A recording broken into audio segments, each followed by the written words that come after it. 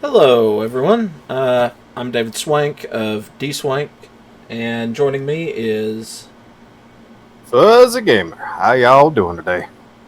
and we're back in the podcast of world building podcast. That would be a good way of phrasing it, but we still haven't got a settled name. I'm kind of leaning towards the not Magrathea, just because some inside jokes in that, but. Yeah. What are we going to be talking about today, Fuzz? Well, today we have planned for the pre-build session, as it were, the things you should consider planning out before you do anything else. Uh, And one of those things is the scope of the story. okay. So, D-Swing, would you care to explain to us what the scope of the story is?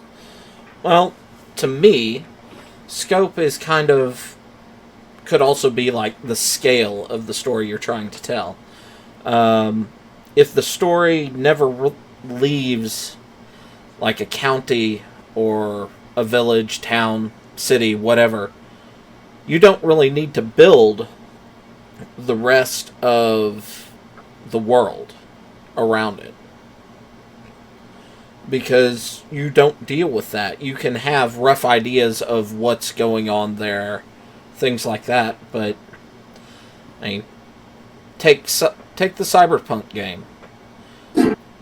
We have Night City is built up very well. You have the area around Night City where the nomads live, but for the most part, we don't know anything about what the rest of the country looks like, what Washington D.C. looks like, what Tokyo looks like, any of that in the Cyberpunk.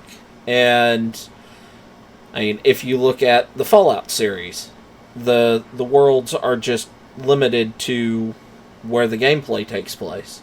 So if you take that similar thought and identify the scope of what you're going to be playing or telling the story in, since you're the one going from a gamer's perspective, um, it helps you figure out what you actually have to put together. Right. It helps you figure out what to put together. It helps you decide, as you said, what you don't need to worry about, so you're not straining your brain on details that's going to slow you down, put you into a writer's block, and God knows what else. Right. That you basically get stuck on, I can't progress anymore because I need this detail, and you need to realize at some point, is this detail actually going to be important, or can I just skip over it because it's something that is not important to the story itself? Right. And that sort of leads us into the scopes of our particular worlds. For instance, mine will be pretty well centered on survival outside the city walls of a civilization that has kind of boarded itself up away from the wilds of a broken world. So I will need to focus more on what's on outside of the city more so than what's inside. What about you? Well, the world that I'm working on is much larger in scope. I'm looking at it from a more uh, narrative point, and one of the fun things with narratives is either mirroring other narratives or things in real life. And so I was looking at doing a world that's in essence going through the same strife and things that France and England were doing during the Hundred-Year War.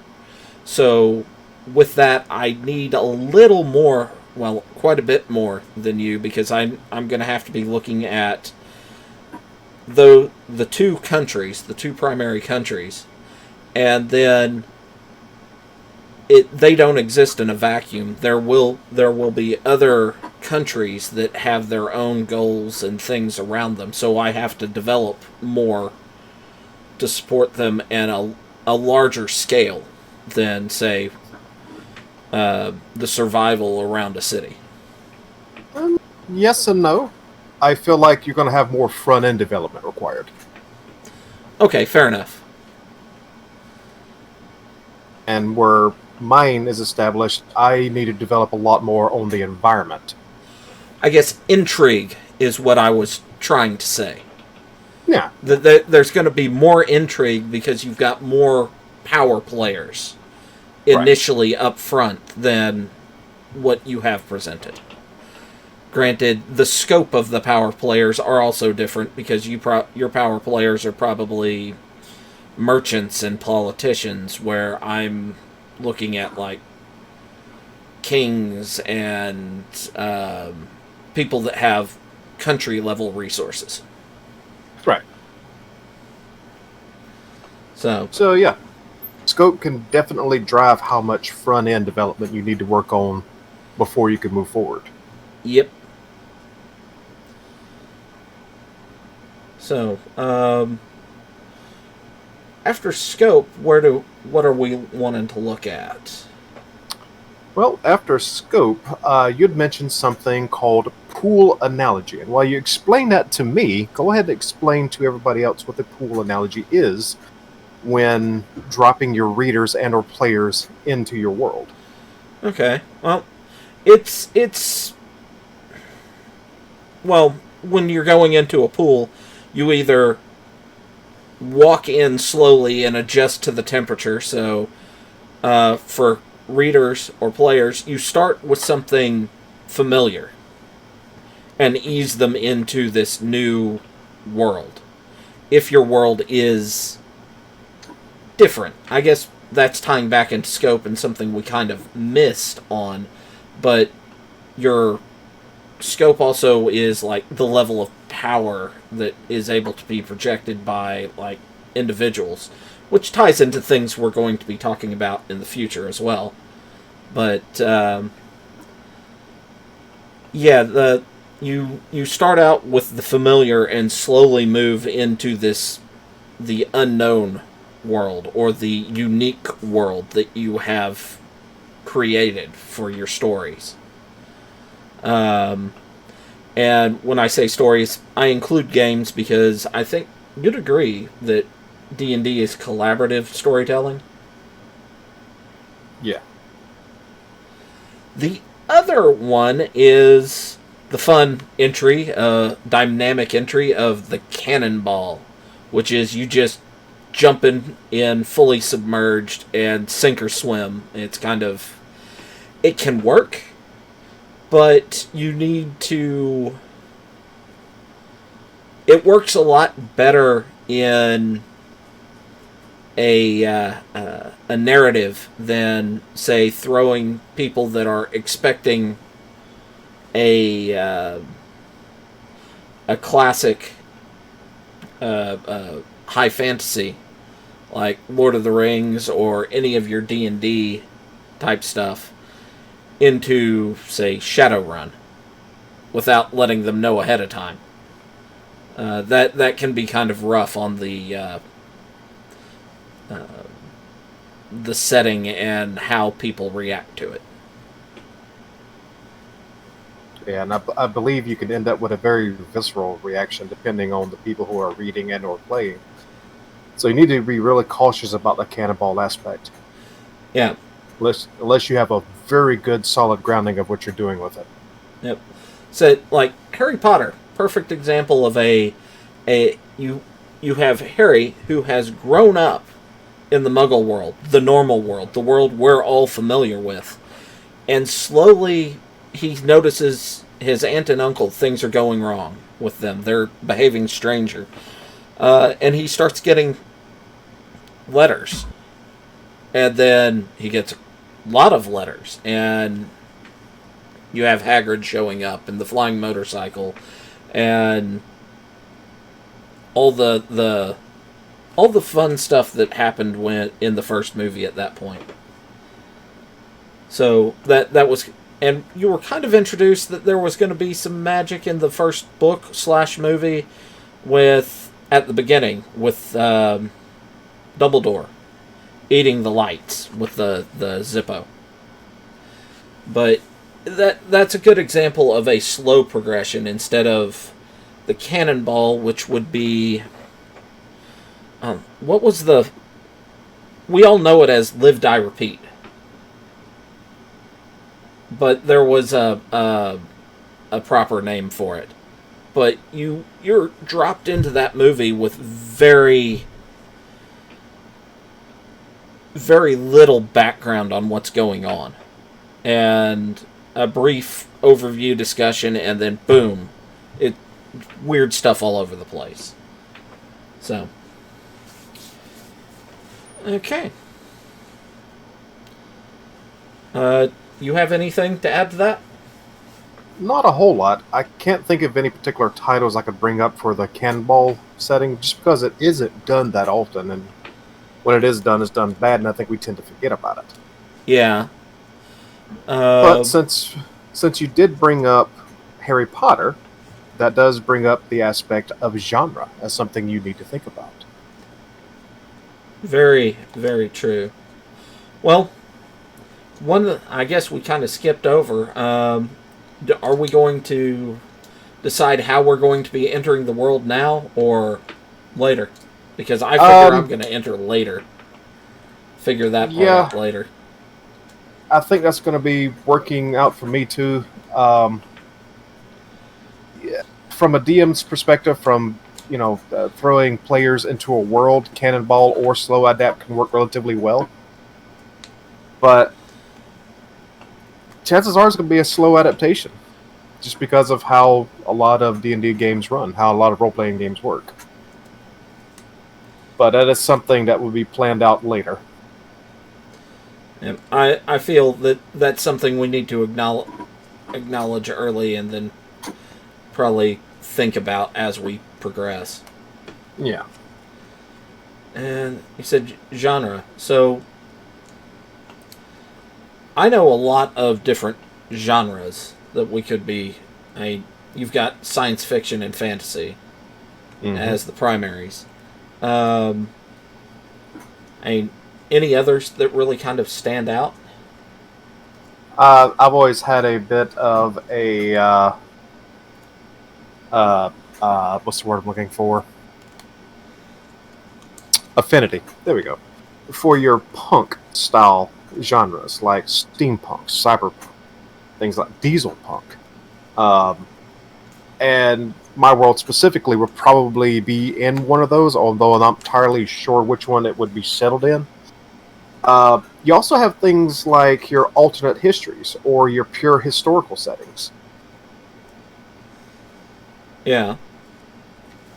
So there's a huge mix of them, and and there's a huge overlap between them as well, because you can very easily argue that something like Star Wars, while yes, it's science fiction because lasers and they're flying in space and going to other planets, it's also fantasy because space wizards with magic swords and things like that.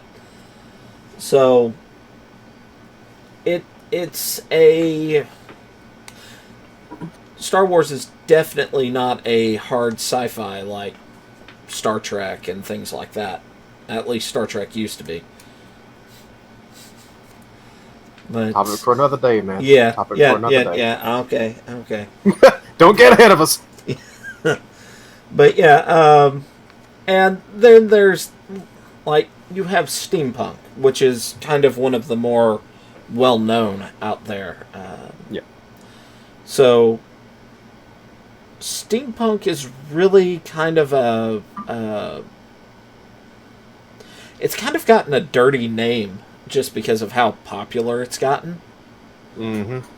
And a lot of it is low-effort steampunk, where it's just you have blimps, and you have Victorian fashion, and you glue gears on them.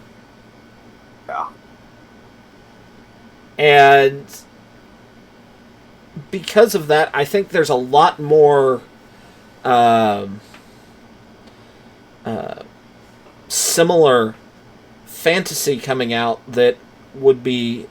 They've decided to classify it as gas lamp or gas light fantasy, which is less so about weird and wonderful things using steam and gears and things like that. It has a similar feel to it because it's very Victorian, but the weirdness of science that from that is heavily based on the scientific ideas of the Victorian era. So, like, you had Bram Stoker, you had the Frankenstein, Mary Shelley's Frankenstein, Jekyll and Hyde. Those books are very Victorian fantasy, but if you took those and kind of pushed the science to a kind of goofy level in them beyond what they already are, I think that kind of falls into gaslight or gas lamp fantasy. Right. Did you ever see Gotham by Gaslight? I did. Would you say that that is a steampunk or gas lamp? I would say, honestly, probably say Gaslamp because none of it was all that unbelievable that I can remember anyway. The Uh, Go ahead. I was just saying, I'll give you an example of the steampunk or the general aspect and idea of it gone kind of wrong. It was an anime I was watching. I don't even remember the name of it now. I think it was like Clockwork World or something like that. Yeah. It's a neat concept where the entire world is just one giant geared mechanism. That's a cool idea. But the gears, instead of doing anything really good with it, they just put random gears on the side of a building and it didn't do anything. Just sitting there. The people that kind of really spawned the differentiation between steampunk and gas lamp were I'm not, forgive me, I'm not going to say their name correctly, but the Figolios. They have a webcomic called Girl Genius, and it has the absurd science in it, but it is not really steampunk because very little of the absurd science is steam based. Also, you could probably argue that League of Extraordinary Gentlemen is a gas lamp versus a steampunk. Yeah. So,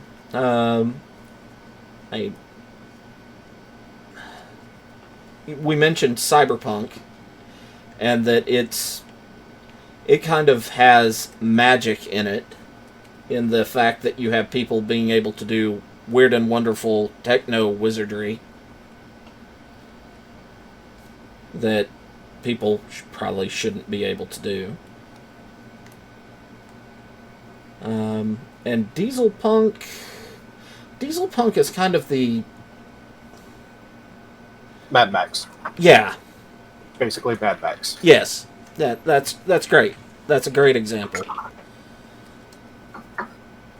So you've got those, which most of those really shine as an alternate history or alternate future, because like the Cyberpunk series of games, they diverged in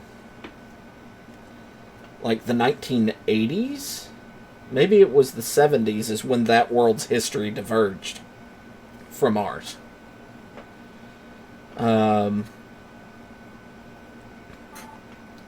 So there's all sorts of goofiness with that. Shadowrun is a high fantasy cyberpunk, isn't it?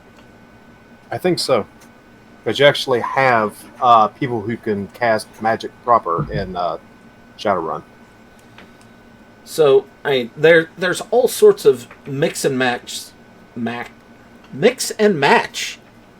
genres out there that are,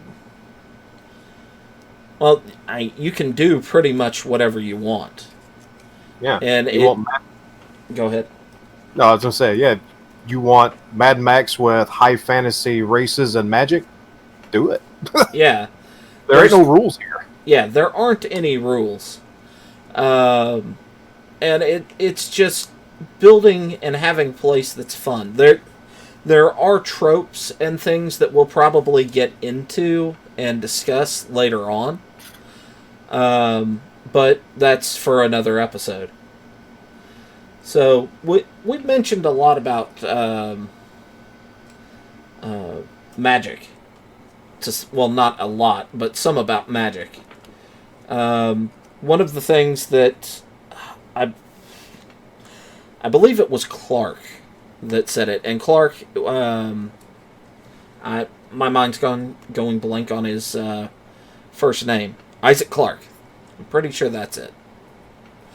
But he was a science fiction writer in the 50s and 60s. Wrote a lot of books simultaneously with... No, it was Isaac Asimov. What was Clark's name? I'm thinking. Arthur C. Clarke.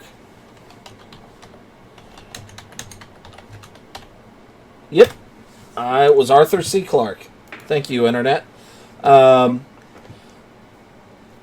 He was a British author, but he kind of did a lot of like future casting. And he was the one that kind of predicted satellites before they existed. They were in his fiction. And I believe it was him who had the quote that was, "Any sufficiently advanced technology is indistinguishable from magic." And that's a great way of looking at a magic technology dichotomy. It's just another technology. It's just tech used in a different way. It's a different series of knowledges. So, and that's very much in messing with your genre settings, because magic is kind of one of your key things as to whether or not it's science fiction or fantasy. Yeah. And before we get too far distracted down the line of discussing, we probably should talk about where these genres are within our own worlds. Now, I've already sort of hinted at it, but why don't you go and tell us what your genre is going to be, or the closest thing you can come to? Well, mine is... I'm hesitant to put grim in front of it, just because of the connotations of grim, because dark and things like that. But it's a high magic, high fantasy, high tech world that are... The big thing in it is, instead of being on like knights in armor, things like that, it's going to be magic arms, magic suits. So smaller than, think a Gundam, but powered by magic and just a little bit bigger than a person. Okay.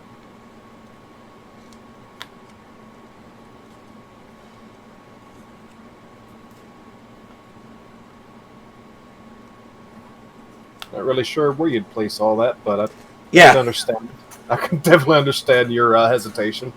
I'm a little bit hesitant to call mine steampunk because it's not necessarily steampunk, but you definitely are going to have, and this is actually going to be highlighting slightly what our next episode is going to be talking about, physical world descriptions and outlines.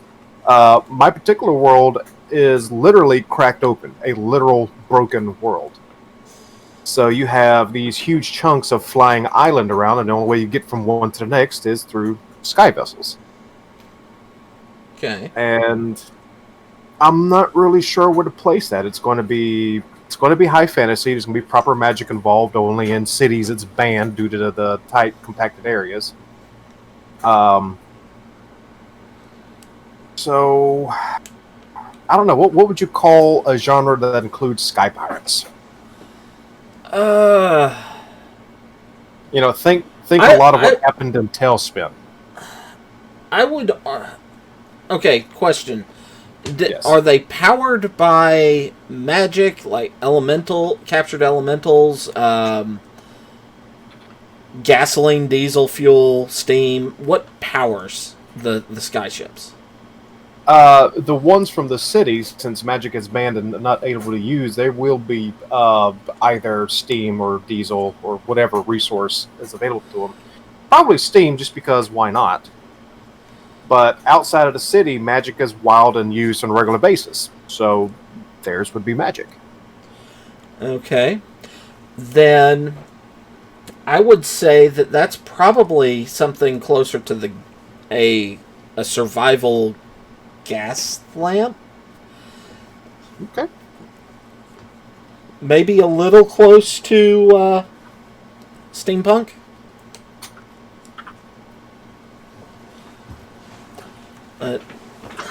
And I think we're both doing worlds that have magic out in the open. Sounds like it, yeah. So,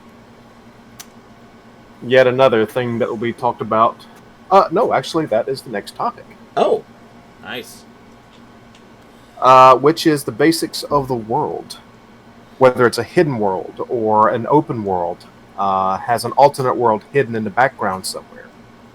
And some of the examples we were talking about when we were setting up this outline is an example of Shadowrun, which is an open world where magic is everywhere and well known. People know about it. You have magical beasts like ogres walking around in suits. Magic is known. Sounds kind of like both our worlds. Yeah, a little bit. I would say that mine is probably alt. The fact that the world exists, people know about it, but they're kind of, some people know about it. It may be closer to a secret world. Because here's the other examples that we were talking about. The secret, or a hidden world. You got the secret world, the game, Secret World Legends. You have this entire world that's hidden from the entirety of the mundane who don't know anything about it. And from the perspective of the storyteller of whatever, whether it's first person, third person storytelling, whatever, they see the world that the mundane don't. Or they're introduced to it in some way. So, behind the veil is another way I've heard it described. Right. That there's another world, another existence. And that behind the veil is a big one that comes up in vampire fiction. Mm-hmm. Because they kind of allude to it in both Blade and the Underworld series. And in several other sources of fiction. Yeah, and we could easily go right back to Harry Potter. It's a hidden world. Yeah. Unless you're flying a Ford Angelina. That. One thing we didn't really discuss beforehand, and I'm going to let this off on to you, even though I was talking about the first two, the alternate world. We didn't really set any examples on that one.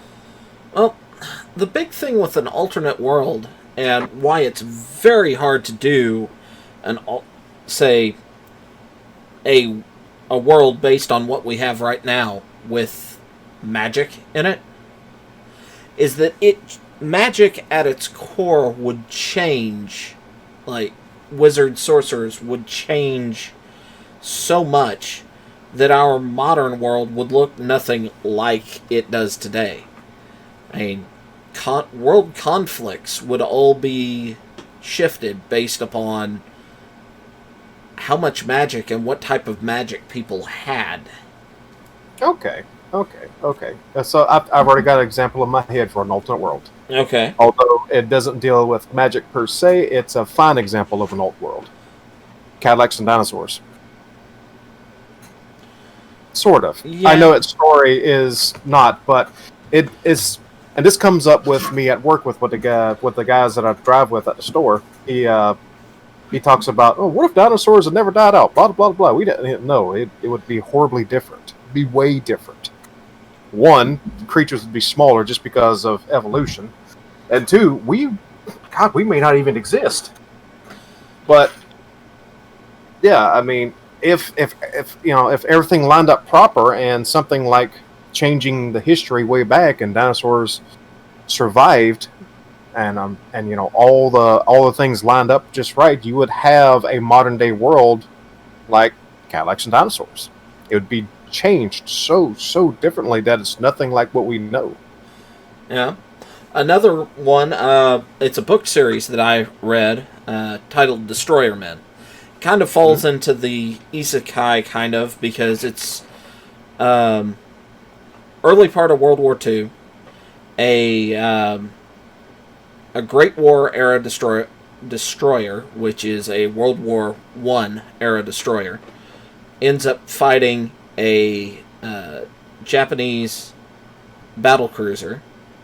All three ships involved in this never actually fought in World War II. There's the Walker, the Mahan, which are both Wix-class destroyers, and the Amagi battle cruiser, which the Amagi was torn down after like a 1928 earthquake. But so it already starts in an alternate history where those ships actually were manned, crewed, and fighting in World War II. But a freak storm occurs, and they get sucked into a parallel world where dinosaurs didn't die out. Whatever killed the dinosaurs didn't kill them off, and you've got, in essence, sentient velociraptors, like Jurassic Park velociraptors, not the angry turkeys, have an empire over most of Africa, and there's like sub tribes of them scattered across the South Pacific. And then you've got sentient lemurs descended from the giant lemur of Madagascar, is the other sentient race on the planet. And then you've got humans that have been dropped here at different points throughout history from alternate worlds. And they just... The book series is 15 books long, so there's a lot to decompress if I really wanted to talk about it. But that's another way of doing a story of this nature, is the isekai type with the alternate worlds. I suppose another example using that as a base would probably be Sliders then. Yes. I mean, the whole premise of Sliders and what was the movie, the series with Quantum Leap. Quantum Leap, yep. Yeah, I mean, all of that kind of fits in with the alternate histories. And one of the big ones that I can think of off the top of my head, that another book, it's by Harry Turtledove. And the premise of it is that rednecks figure out how to make a time machine somehow because they're rednecks. Boy. And they take like 50 AK-47s back to the Confederacy.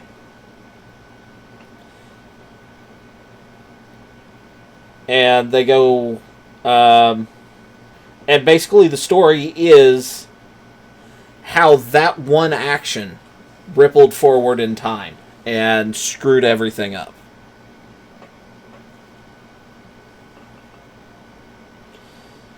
Had you never heard of that story, Fuzz? Or that No, setting? I don't think I want to. God, no, I've never heard of that. Yeah, I mean it's interesting in the fact that it keeps the Confederacy around, so there's tension throughout more modern times, and the whole universe kind of plays on the societal and economic tensions between the North and the South as the 20th century progresses. And it's not a particularly good series. I've read it, unfortunately. I wish I could get my time back, but it is what it is.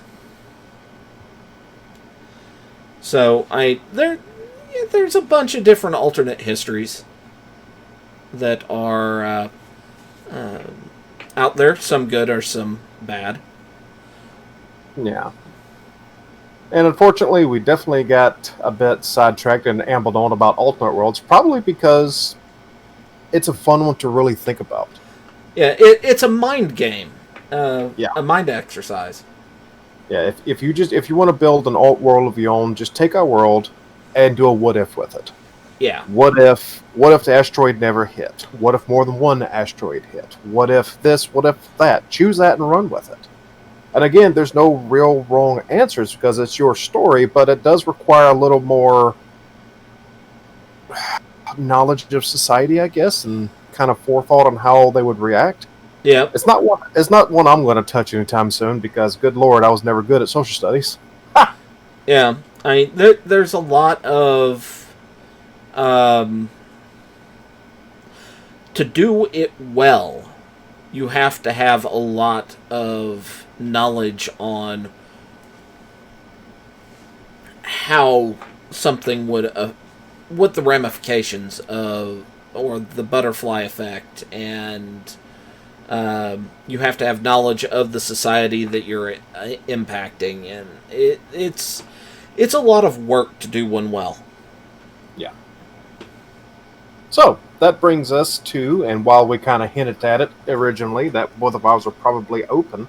Tell me a little bit about your open world that you haven't already touched on. Yeah. Well, like I said, they're going to be like, I'd argue closer to a power armor instead of a mech. So a term would be like Magitek armor via Final Fantasy. Yeah, except I'm thinking they're going to work a lot more story wise and narrative kind of the Gundam, more mobile, things like that, which is going to change up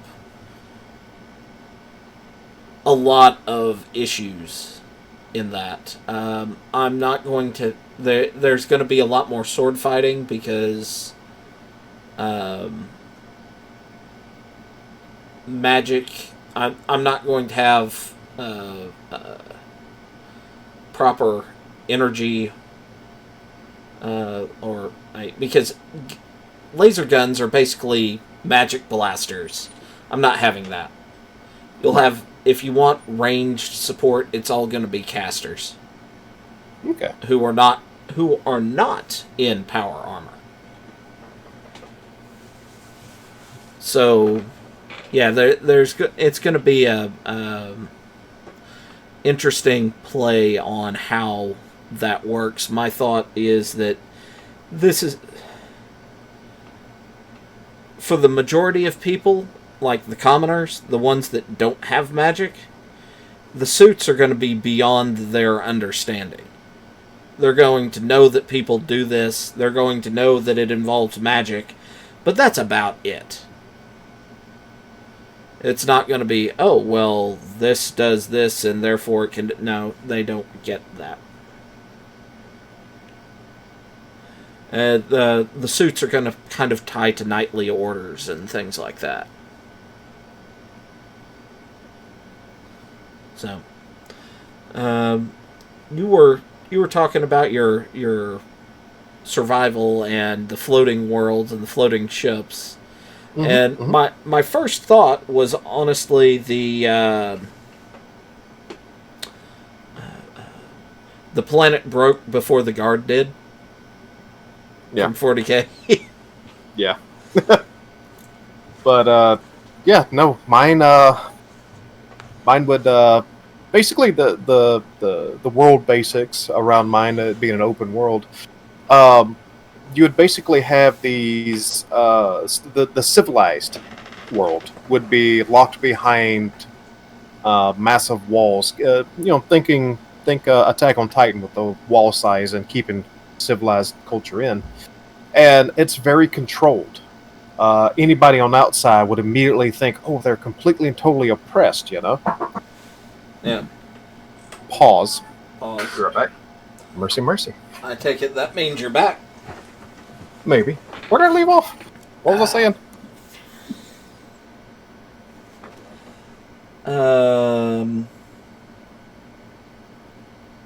Walled up city walls. Yeah, kind of like a Attack on Titan. So anybody from the outside would see those inside as oppressed, locked down, jailed. But people inside the wall, they're safe, they're secure. There's just a mundane life that they live every single day. And you have the outside world, which is to them this horrible, brutal, barbaric world filled with things that they don't want to have anything to do with. So you have these two worlds that think oppositely of each other, but in their own right, they feel like they believe their world is best. So you'd have the civilized world, the barbaric world, and even more so, a hidden world down beneath the clouds. Okay. And I have some some ideas to pitch to you, but that's those ideas all really fall under what we're going to be talking about next week. Or not next week, but in 2 weeks. Yeah. Which is the physical world. And that's going to be a fun one, I think. Yes. So, kind of got that down. Excuse me. Like I said, where we're going next week is going to be talking about the physical world, and then we're going to start talking more about the societies and things like that as the series progresses. Since we're not getting many questions or comments on what we've put out so far, what we're going to be doing along with this is kind of a collaborative world as well. Unless people start asking us several questions if you have questions about what we discussed today, or questions that you can see being asked for the discussion on the physical world, go ahead and put them in the comments below. Now, we'd talked about building a third world, collaborative between the two of us. Correct. Before we dive into that, yes, we did technically get one question, and it was more or less a suggestion for a name for the podcast from a longtime viewer of ours, Z, or Zirian the Gamer. Okay. Yeah, he said World Building 101, I believe. Yeah, and this is why it won't work. Take everything we're doing with a grain of salt. This is not a teaching lesson. Yes. Me more so than D-Swing, but we do not know what the hell we're doing. All right? Not really. Me mostly. We're basing this off of our process. Yeah. And well, that's probably something we should have mentioned at the beginning, but we'll remember that for next time. Let's put that in the notes real quick. Our development method. There we go. There you go. But yeah, so we're gonna spend probably the next 10, 15, maybe 20 minutes discussing a world concept, a collaborative world between us. It's probably not going to be as in depth as the two that we're working on personally, because this is going to be on the off the cuff between the two of us. And later on down the line, it may include a third party. Yep. So, I guess all of the things that we've discussed so far are kind of tied together somewhat. The scope of the story, are we going to be doing this for a D&D game? Or a book? Well, I mean, to be absolutely honest, what's the real difference between the two, outside of the fact that in the D&D aspect, it's from the point of view of multiple players who are building their own story as it goes, as opposed to everything laid out in a hard narrative story from a single reader's perspective. Fair enough. Some of it is more on, well, like, scope. You can have a grand spanning D&D game as well as a story, but it's a lot easier to do a novel, at least in my opinion, having tried both.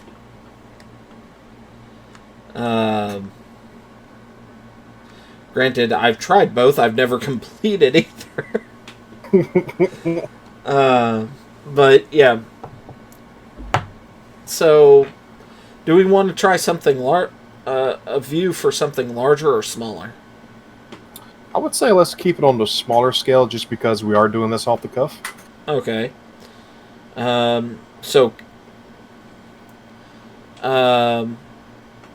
How I divide it up would be like world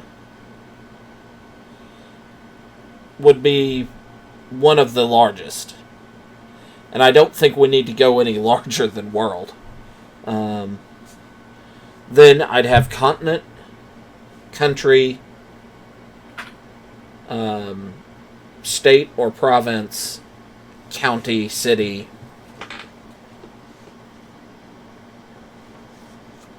So I'm thinking story-wise,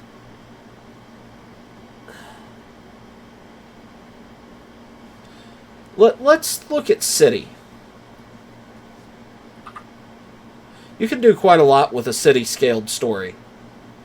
I mean, look at the second Avatar series. Mm-hmm. That mostly took place in Republic City. Right. You don't have to have a world that tells everything about the entire world. Right. So I think city scale would work.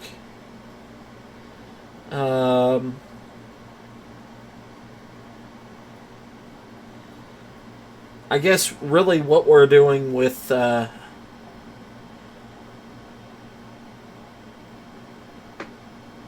kind of like the Magitech sort of feel in general. That I groove in that zone. All right. I don't know about you. I groove in a lot of things, man. I just groove. Right. Okay. Something. I think it's gotten a little more. It's gotten a little more tension recently. But this kind of falls back into it being an alt world if you're looking at world basics. Maybe. Actually, it's part closer to the secret world or a hidden world, but not hidden. Anyway, you would have, let's say, on the city scale, you have a city that is trapped in this setting where there are two faces of the city, and they're constantly opening little mirrors, portals into the alternate city where one is dominated by, say, I don't know, just sort of like the undead or the Fae, or like you have a modern day city with your Magitech, and then if you accidentally walk through this thing, you're in the same city, but now you're here where all the Fae are instead. Which Carnival Row? No, something like that recently, and I can't remember what it was. Anyway, that would expand your city scale up without having to expand beyond the city scale. Yeah, I've seen stories along this line, mostly out of Japan, that are because they have the yokai as the supernatural beings that you have, and my mind is grabbing Hokkaido, but I don't know if that's the correct city. But you have the world that we all live in, or the city that is part of that world, and then you have the night version of the city, which is where all of the yokai and the supernatural things live. And I thought that was kind of where you were going, that you had like a modern world, and then you had the hidden magic world through certain points. Yeah. Are you talking about this or the world that I'm building? The one that you were talking about with the Yes. like the world ruled by the Fae. Yeah, exactly. You could choose whether it's Fae, undead, alternate history. It doesn't matter. We can decide on that part later. But you would have a city that has these two faces to it, that they know about each other, and both of them have different resources that they trade amongst each other. And you could have different disputes and different problems and all kinds of stories that would happen in between. Ooh, that could be interesting. You have that, and that, like, you have one city that is highly technological. Kind of maybe a little bit more advanced than what we have right now, just to make it fun. And then you have the hidden city, the alternate city, that is very magical. That you could throw any magic trope that you want in there, whether it's Fae, whether it's a lich and necromancers, whatever.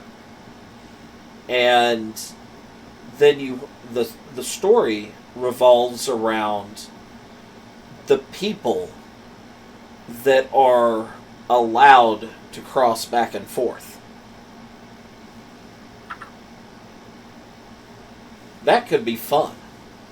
Mm-hmm.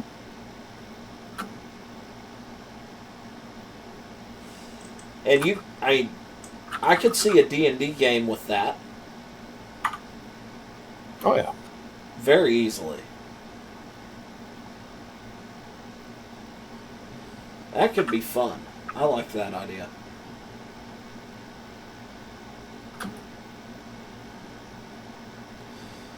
So, okay. Well, we've kind of gotten the genre of that figured out, which is going to be there'd probably be a lot of intrigue in that setting. Yeah. That would be what would drive the narrative.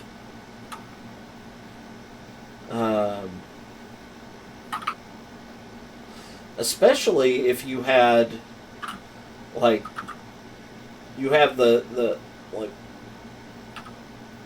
the mafia equivalent that's doing illegal things, transferring stuff back and forth. Yeah, like there would be between the two governmental parts of these two worlds, they both realize that we both have things that would completely corrupt and or ruin their societies, so they are made illegal. Yep. And it's agreed upon, hey, we won't trade this stuff, but we will trade this. And then your mafia is like, yeah, ha! Yeah, no. Yep. And that there could be a lot of fun in that story setup just on its own. I like that. So, I guess we've got our setup for our world that we were discussing, and that took right at 10 minutes. Yeah. So, when things connect, they connect. Yep. Like I said, next time we're going to be talking about the physical world. If anybody has any questions that they want to ask about what we discussed this time, or questions that you think will be pertinent to the construction of the physical world in these stories, go ahead, drop the question. We may cover it in the discussion already. We may... excuse me. We may end up covering those questions just in the discussion. We may, and if we have time, we'll answer them at this point next time. There we go. I keep belching and losing track of what I'm trying to say. But I believe we're done, unless you have anything else to cover. Not much, because from here on in, I've got to start building again. So, yeah. Hope y'all have enjoyed it. Hope this is something that y'all are finding interesting. Oh, I should add that if everything goes the way we're planning, this will be the last episode with this the Court of Fools background image. It may, if I'm lucky, we may not even be using the Court of Fools background image this time. I may be using a created sort of overall logo for us, or splash screen. But I will have that finished by the time we get to episode 2, which is the physical world, or next episode. So, with that, I hope y'all have enjoyed it, and we'll see you then, in 2 weeks. You gonna say bye? I was waiting for until then. Bye-bye. Ah. Okay, until then, bye-bye. It's already been said. You should have said good night. Good night, everybody. Okay. Well...